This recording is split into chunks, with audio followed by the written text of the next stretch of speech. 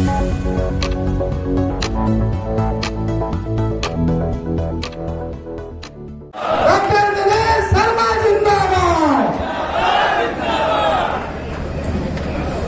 शीतला माता की,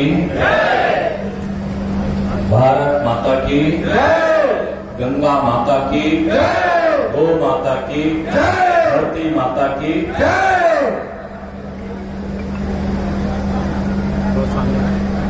आज के इस कार्यक्रम के निमित्त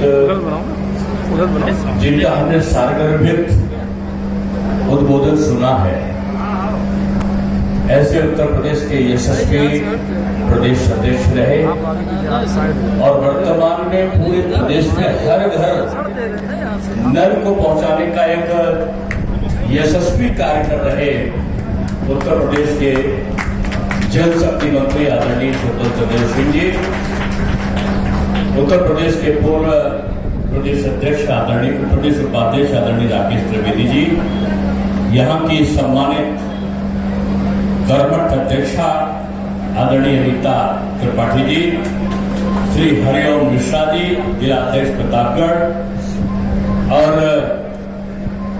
जो यहाँ के सांसद हैं, मैंने इनके बारे में कई बार इनकी यशस्विता देखी है।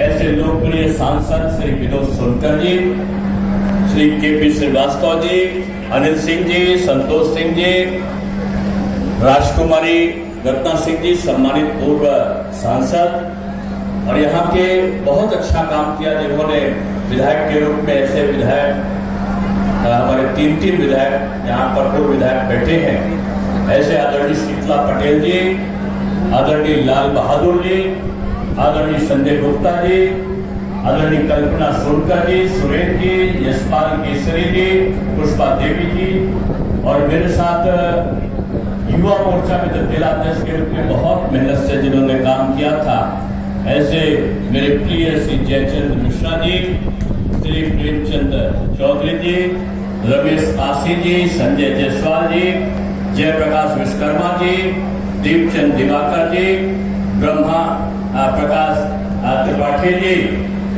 और श्रीमती सिंधुजा मिश्रा जी, और श्रीमती सिंधुजा मिश्रा जी के योग के पति श्री शिव प्रकाश मिश्रा सेनानी जी, मैंने पत्नी के पति बोला है, लोग पति का पत्नी बोलते हैं, लेकिन नेता यही है, वो इनके कार्यकर्ता है। आदरणीय पवन सिंह गौतम जी, सतीश चौरसिया जी, राजन जी, शिवदानी जी, शिवदानी जी है ना, शिवदानी जी की मूछ देख लो, ये मोदी जी के लिए मुंह छेड़ने के लिए तैयार है। आदरणीय धर्मराज जी, कविता पासी जी, वीरेंद्र सरोज जी, शांति जी, राजेश जी, केलपति जी, अमर जी, सरला राय जी, सीतू मौर्य जी, चंद्रदत्त जी, भूपेन्द्र जी, विकास जी, पिंटू जी, विनीत जायसवाल जी, सुरेश नागर जी, ओम नारायण शुक्ला जी, और यहाँ पर उपस्थित हजारों की संख्या में जो जन सैलाब उमड़ कर आया है, उसमें उपस्थित देवतुल्य यहाँ के कार्यकर्ता बंधुओं, माताओं एवं बहनों, आज अभी मैं सुबह लखनऊ से चला तो टेलीविजन पर दिखाई पड़ रहा था कि अमेरिका के राष्ट्रपति मोदी जी को डिनर दे रहे हैं, और डिनर देने के लिए वो बिल्कुल तत्पर होकर दौड़ रहे हैं, चल रहे आगे आगे, क्या खिलाते क्या खिलाते। तो मुझे याद आ रहा था कि मनमोहन सिंह जी प्रधानमंत्री थे और 3 दिन तक का वो प्रतीक्षा करते रहे, और अमेरिका का राष्ट्रपति उस समय का उसे नहीं मिला, वो चले आए। और गुजरात प्रदेश के मुख्यमंत्री थे नरेंद्र भाई मोदी, उनको अमेरिका वीजा ना दे इसके लिए वो दौड़ रहा था, मोदी जी को वीजा ना मिले इसके लिए दौड़ रहा था अमेरिका, और मोदी जी को वीजा मिल जाए इसलिए दौड़ रहा अमेरिका।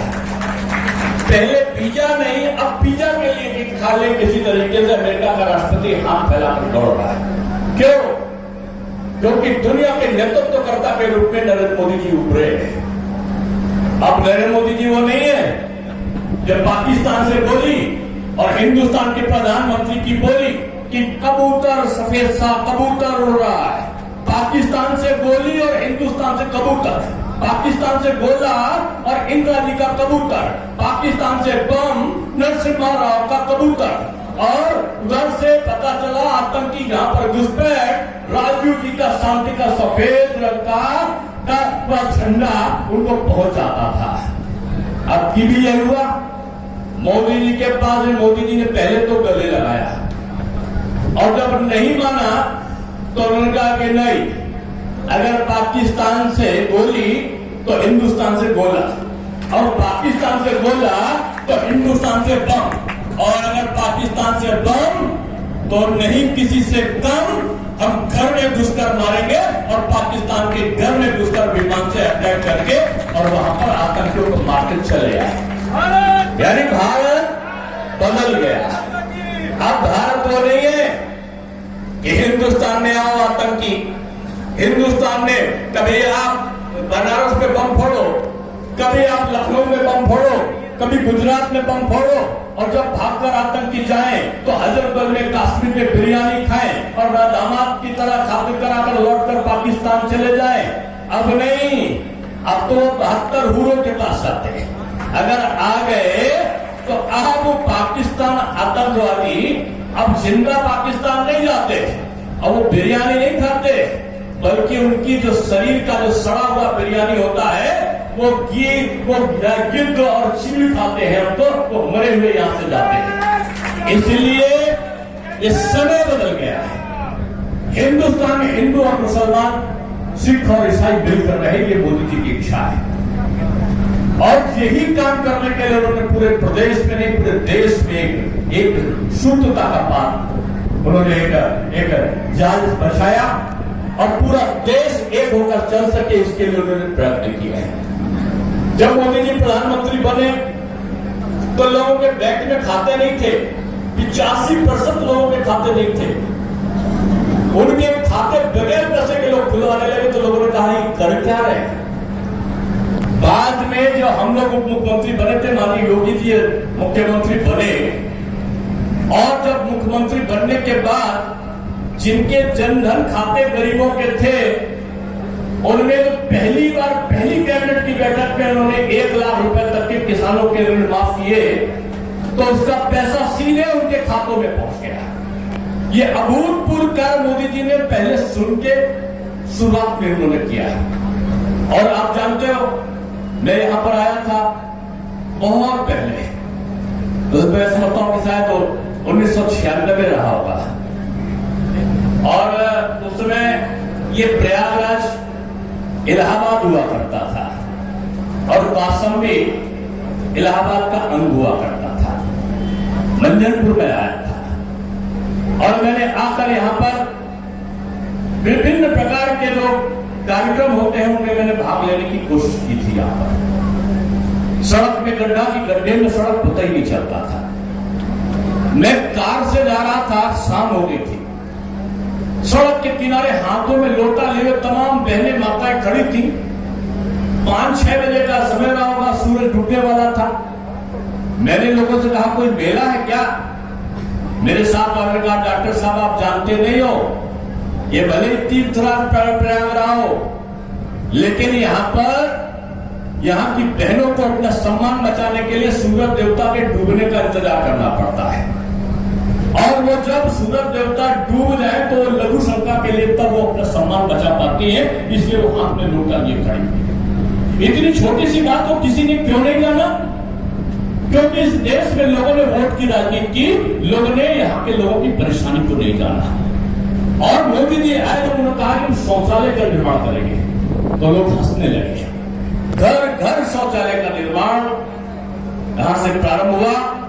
करोड़ों की संख्या में शौचालय का निर्माण, माताएं धुएं से परेशान ना हो, घरों में मुफ्त का सिलेंडर, कच्चे घरों की जगह पक्का मिले, पक्के मकान प्रधानमंत्री आवास को दे जाने का उपक्रम, किसान छोटी छोटी खर्चे को पूरा कर सके, इसके लिए 6,000 रुपए की किसान निधि, सम्मान निधि, और इसके अलावा कितनी चीजें, नीम कोटेड यूरिया मिल जाए, खाद मिल जाए, बच्चे जो किसान के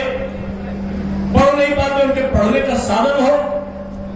और मुझे आज याद आता है कि पढ़ाई के नाम पर जब मैं 96 में आया था तो लोगों ने मैंने पूछा था एक कौशाम्बी प्रसिद्ध काय के लिए। ये बात सही है, माता शीतला का स्थान है, ये हमारे आराध्य स्थान है, जैन मुनियों की श्रद्धा का केंद्र है। ये यहां पर नदियों के समागम की जो स्थिति थोड़ी दूर है, केवल कुंभ लगता है तो इसको भी पास में ही लगता है। लेकिन एक चीज के लिए बदनाम हुआ करता था, वो ये था कि कौशाम्बी जब मैं उप मुख्यमंत्री बना और मेरे पास शिक्षा विभाग आया तो सबसे पहले मैंने पूछा कि नकल कहां कहां होती है। तो सबसे पहला जवाब ये मिला कि सबसे ज्यादा नकल कौशाम्बी में होती है, ऐसा लोगों ने बोला। अरे तीर्थराज प्रयाग हो, जहां पर शिक्षा का केंद्र रहा हो, वहां पिछली सरकारों का नकल माफिया शरीर पर, छाती पर मूंग डल रहा हो, ये कैसे हो सकता था। और यहां के लोग जानते हैं, मैं विनोद सोलकर जी को इसलिए धन्यवाद देता हूं, इन्होंने प्रयत्न किया। उन्होंने कहा डॉक्टर साहब पढ़ाई होनी चाहिए, पहले कड़ाई से काम नहीं चलेगा, पढ़ाई से काम चलेगा।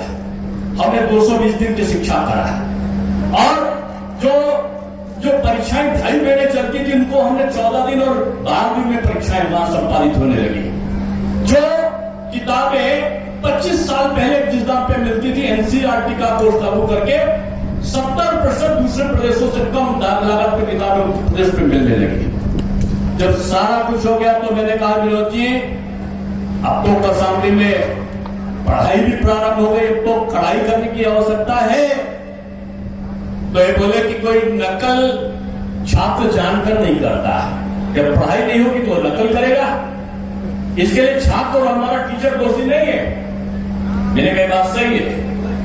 मैंने 220 दिन की शिक्षा कंपल्सरी किया, सीसीटीवी कैमरा लगवाया, स्टैटिक मजिस्ट्रेट को लागू किया और कड़ाई की जो नकल कराने वाला माफिया है वो गिरफ्तार होगा।